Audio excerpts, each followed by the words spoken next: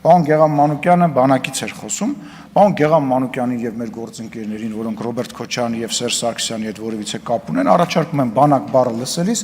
ձև անել, որ իրանք դահլիճում չեն։ 2000-ից 2002 թվականին ես ծառայել եմ Հայաստանի Հանրապետության բանակում, այն ժամանակ Ռոբերտ Քոչարյանը հանրապետության նախագահն էր, Սերժ Սարգսյանը պաշտպանության նախարարն էր, Սերան Օհանյանը առաջին բանակային կորպուսի հրամանատարն էր։ Այսինքն մի հատ ընդհանուր բուկետ էր sense մի հատ լավ։ Ես կարող եմ ժամերով պատմել, թե ինչ էր կատարվում մեր բանակում։ Ինչպես էին մի հատ սրիկա ոչնչություն կար, որ կանգնում էր ճաշարանի դռան առջև եւ ռետինե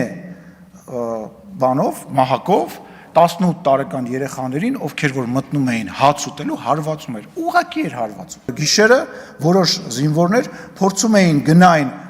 քաղաք, հոկտեմբերյան քաղաք, ուշադրություն,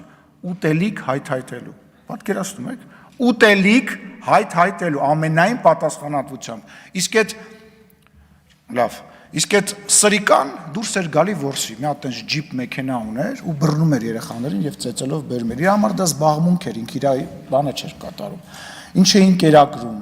ինչ էին հագնում։ Այդ շորը, որ հագնում էինք, հանելուց հետո շորը տպված էր վրեքս։ Շորը վրեքներս տպված էր։